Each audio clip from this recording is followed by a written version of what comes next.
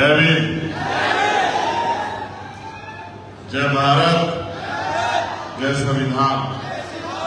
नमस्कार, आदाब, सत श्री अकाल।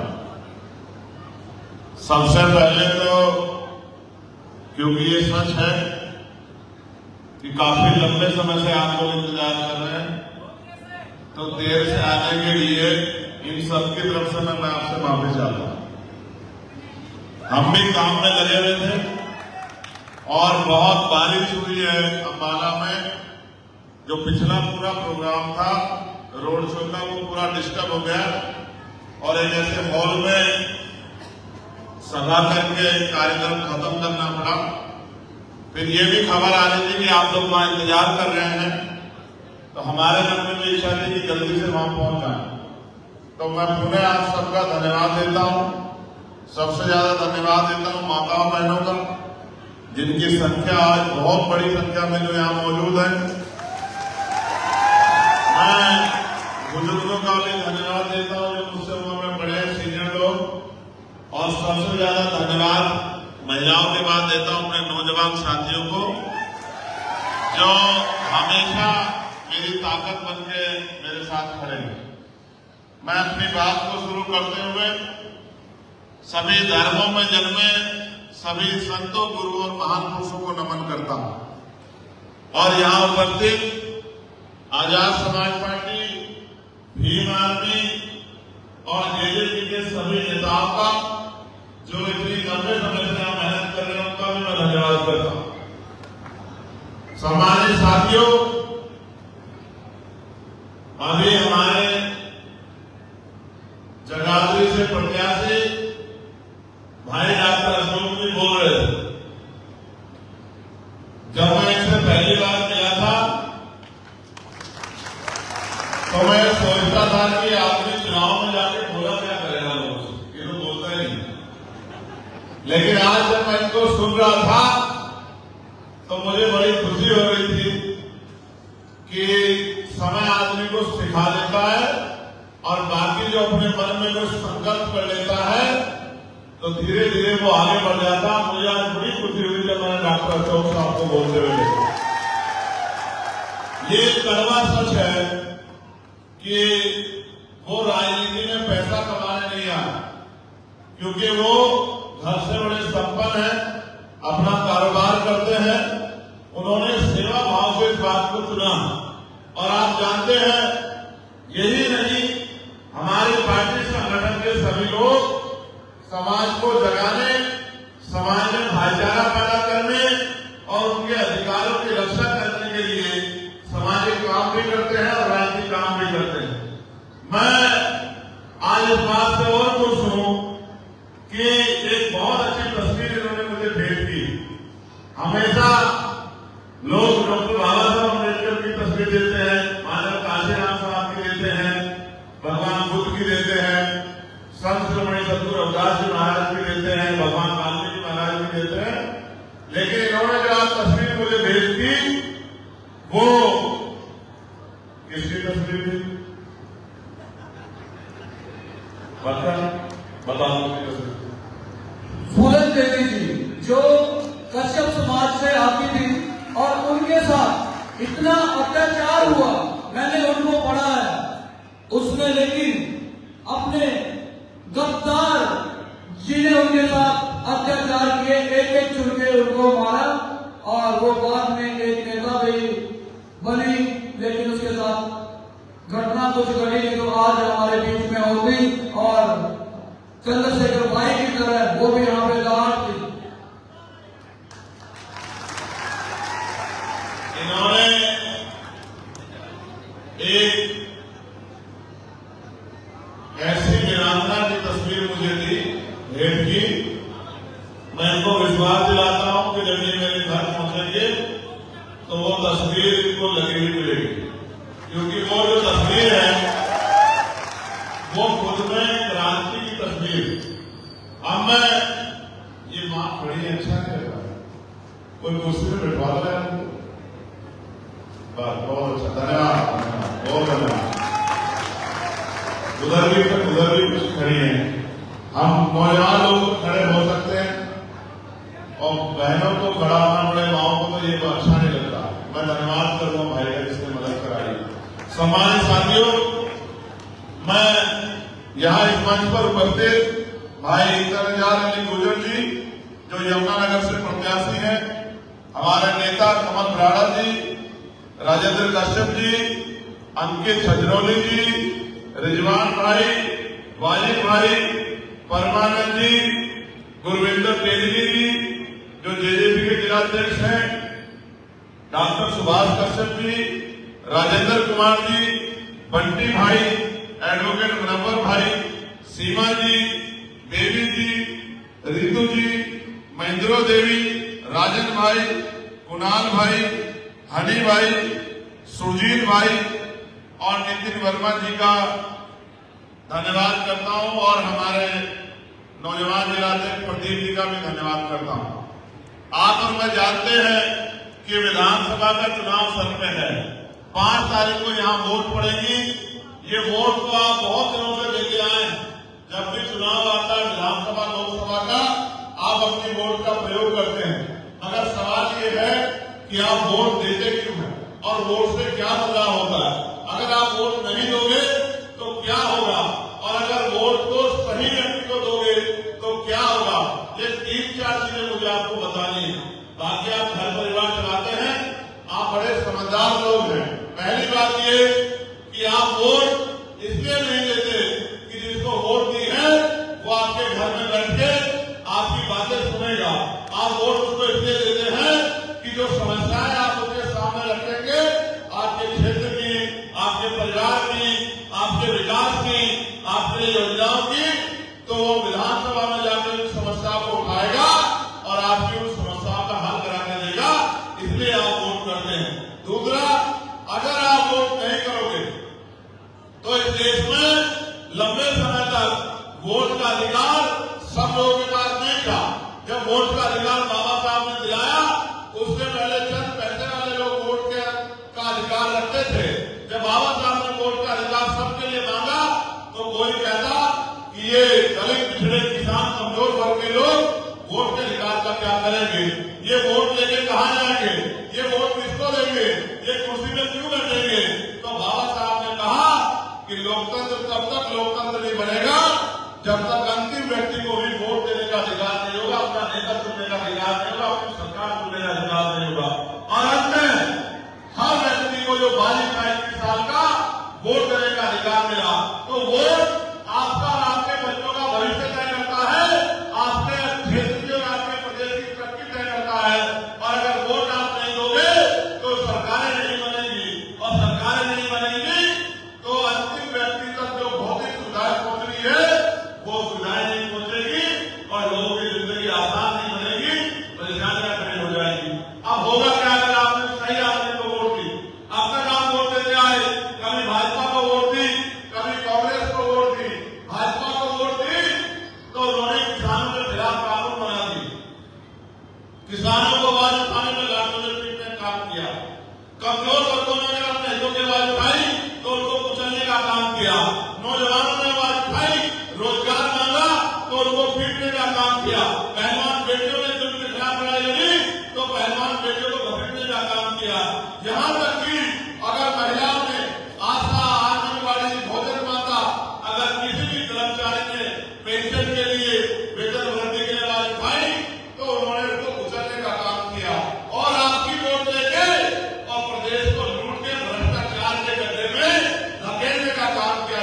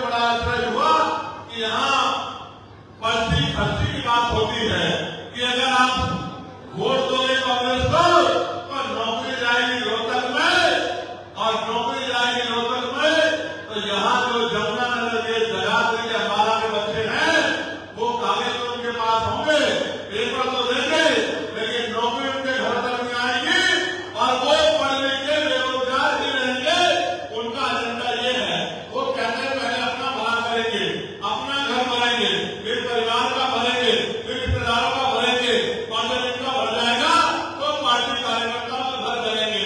ये दोनों दल अपने अपने बारे में सोच रहे हैं। आप भी अपने बारे में सोचो कि आपके बच्चों का क्या होगा। अगर आपने अच्छे व्यक्ति को मौका नहीं दिया तो आपके लिए कौन लड़ेगा।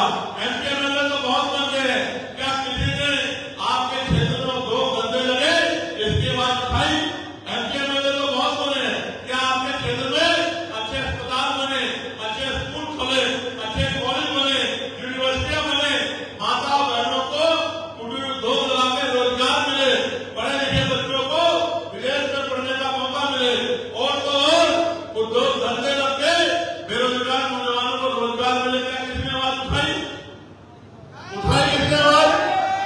यानी कि आपके घरों की समस्या नेताओं के घरों की समस्या नहीं है।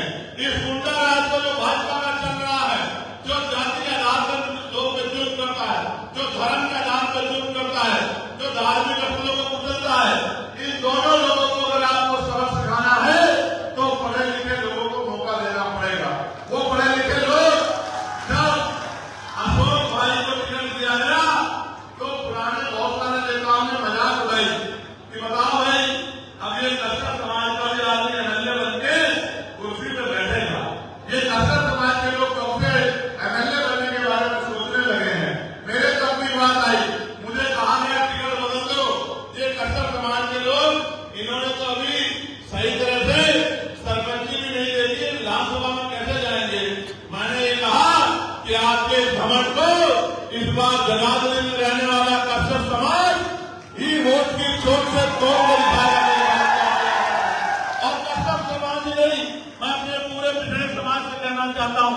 सोमनाथ प्रजापति जी हमारे नेता बैठे हैं, प्रजापति समाज के लोग, पाल समाज के लोग, सैनिक समाज के लोग, गुर्जर समाज के लोग, जाट समाज के लोग, शेड्यूल कास्ट की सब जातियों के लोग अगर इस अहंकार को इनके नहीं तोड़ेंगे तो कल कोई भी आदमी हिम्मत करके आपके बीच का खड़ा नहीं हो पाएगा। आज मौका आज पड़ा है।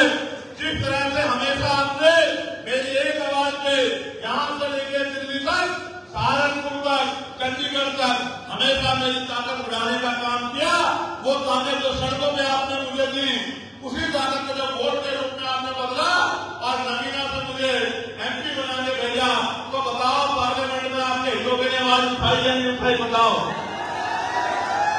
पार्लियामेंट में आपके एमपी से ज्यादा कोई बोलता है क्या? कोई आपके एमपी को डरा सकता है क्या? कोई आपकी आवाज को दबा सकता है क्या? बताओ, माओ बहनों के सम्मान की लड़ाई लड़ी या नहीं लड़ी?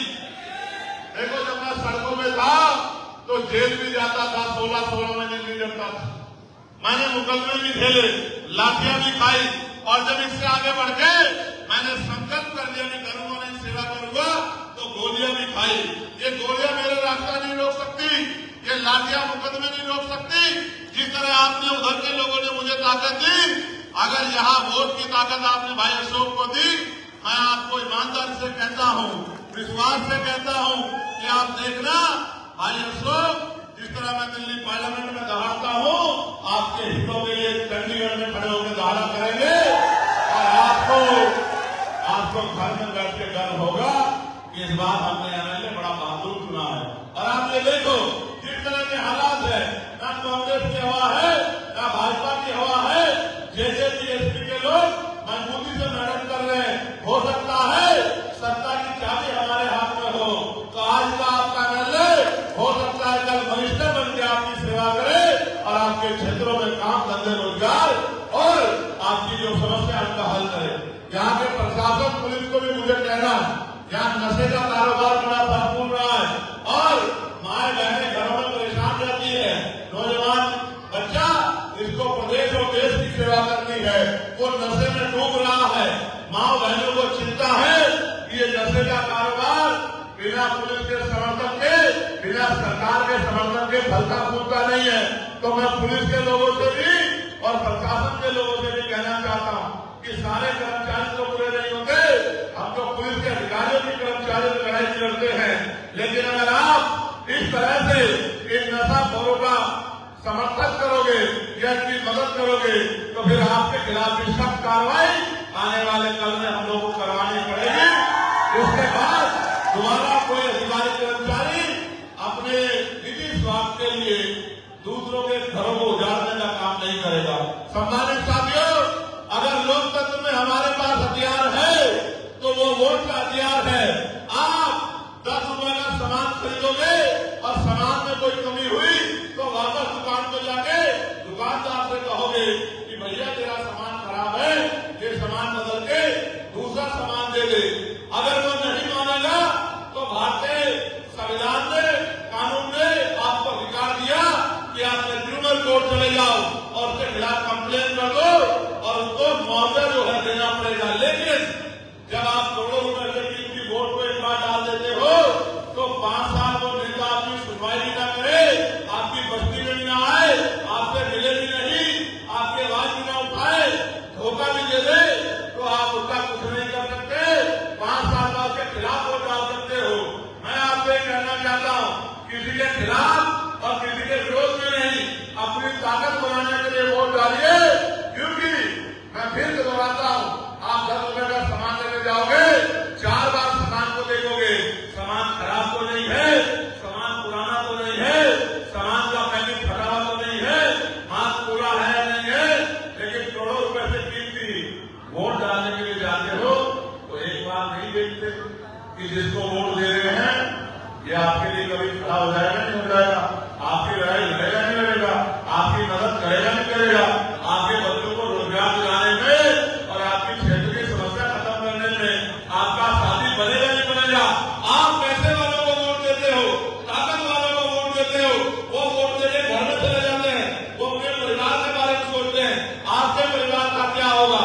और जिस तरह के हालात हैं, अगर आपको जो सरकार हमारे लोग यहाँ लाने का प्रयास कर रहे हैं, कह रहे हवा चल रही है, उनकी सरकार का नमूना देखना हो तो जरा हिमाचल में गौर कर लेना कि हिमाचल में किस तरह का जुल्म उन्हीं की सरकार में मजदूरों पर, गरीबों पर, किसानों, मजदूरों पर हो रहा है।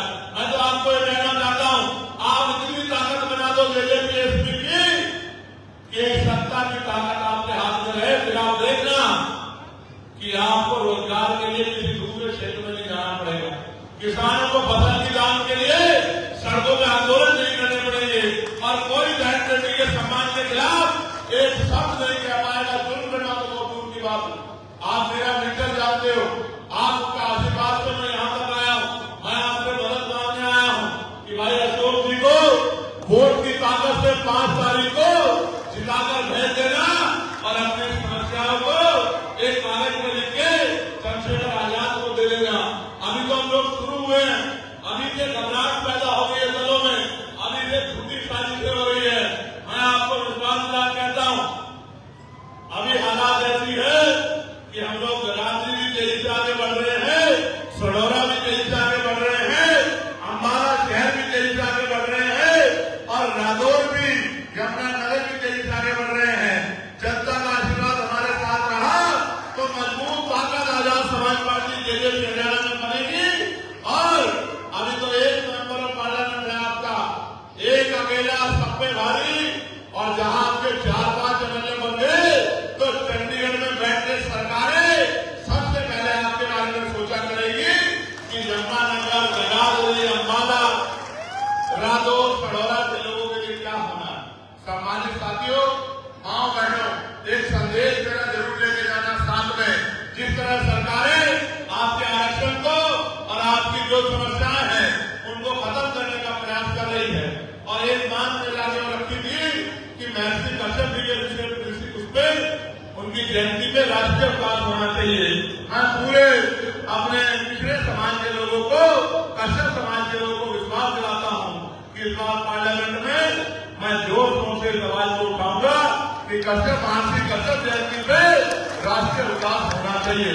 साथ साथ मैं आपको ये भी कहना चाहता हूँ, आज आप हजारों संख्या में यहाँ जुटे हो और आप भरोसा करके यहाँ आए हो, आपकी जेब में मोबाइल फोन है, इस मोबाइल का प्रयोग करना। आपकी विधानसभा में, आपके जिले में आपके रिश्तेदार रहते हैं, दोस्त रहते हैं, सहयोगी रहते हैं, कई बेटी की ससुराल है, कई बेटे की ससुराल है, कई मासी रहती है, कई बुआ रहती है, सबको फोन करना, सबको संदेश पहुंचाना, अपनी जिम्मेदारी को समझना। ये आपके बच्चों के भविष्य का मामला है, ये आपके क्षेत्र का मामला है, ये अगले 5 साल के भविष्य का मामला है। इसलिए अपने फोन का प्रयोग करके खबर भेजना, सबको संदेश भेजना कि हमें इस बार जगाधरी से एक किसान कनेरे के बेटे को विधानसभा में चुन के भेजना है और ताकतवर जो राष्ट्रीय दल है उनको मुंह तोड़ जवाब देना है कि हम आपके गुलाम नहीं है, हम अपनी मर्जी के मालिक हैं। अगर हमारी हिस्सेदारी नहीं दोगे तो हम अपने वोट से अपनी हिस्सेदारी ले लेंगे। इसी बात को आपके सामने कहना चाहता हूं और नौजवानों को तो संदेश कहूंगा, बताओ कुछ का काम करोगे नहीं करोगे बताओ। तो 8 घंटे घर चलाने के लिए निकालते हो, 1 घंटा ऐसे निकालना, 6-7 दिन का समय है, गली गली निकलना, घर घर मेरा संदेश पहुंचाना कि भाई चंद्रशेखर आजाद ने मदद मांगी है और वोट की ताकत उनको देनी है। वो हमारे लिए राष्ट्रीय स्तर पर, प्रदेश स्तर पर, जिला स्तर पर जहां भी किसी पे जुल्म होता है, चाहे दलित समाज का हो, चाहे किसान जाति का हो, चाहे पिछड़े वर्ग का हो, या मुसलमान भाई हो, सिख हो, ईसाई हो, सबकी लड़ाई लड़ने का काम करता है। हमें उसकी मदद करनी है। अगर ये पील लेके चले जाओगे तो मैं लिख के देता हूं भाजपा के गुंडा राज को 5 तारीख को वोट की चोट से उनके ताबूत में आखिरी कील ठोकने का काम आप लोग कर दोगे। और 8 तारीख को जब रिजल्ट आएगा तो आप देखना, 8 तारीख आएगी और भाजपा रफू चक्कर हो जाएगी। आप मेरी बात को याद रखना। जब ये जाएंगे और ऐसे लोग आएंगे तभी आपका भला होगा। आप यहाँ बड़ी संख्या में आए हो, इसके लिए हमारे नेताओं ने बड़ी मेहनत की है। मैं अपने सभी नेताओं का भी बहुत बहुत धन्यवाद देता हूँ और उनसे अपील करता हूँ कि वो आने वाले समय में इस क्षेत्र की सेवा का संकल्प लेके आज के बाद मैदान में उतर के काम करेंगे।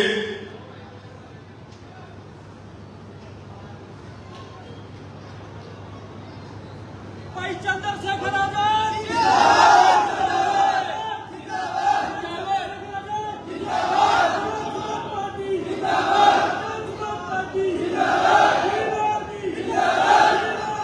मैं हमारे क्रांतिकारी लालचंद कश्यप जी का,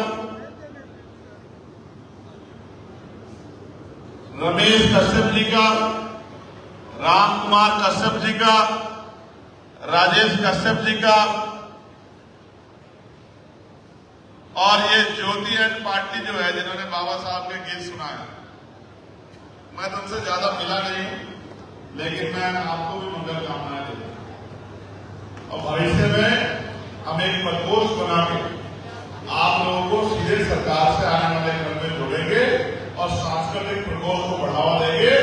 आपको बराबर का सम्मान, सुविधा और सैलरी भी देंगे। मेरी बात को आप याद रखना। हम सबके लिए लोग गायकों को, लोक कला को हम लोग बढ़ावा देंगे और उचित सम्मान जिस तरह से पॉलिसी बना के दिया जाता है उसी तरह का सम्मान हम अपने भाइयों को देंगे, क्योंकि ये प्रतिभागी किसी से कम नहीं है। भले ही आपका राष्ट्रीय मंचों में सम्मान ना हो, लेकिन आजाद समाज पार्टी आपको संकल्प देती है, वचन देती है कि हम लोग राष्ट्रीय स्तर से भी बड़ा सम्मान लोक कलाकारों को दिलाने का काम करेंगे। ये मेरा आशीर्वाद।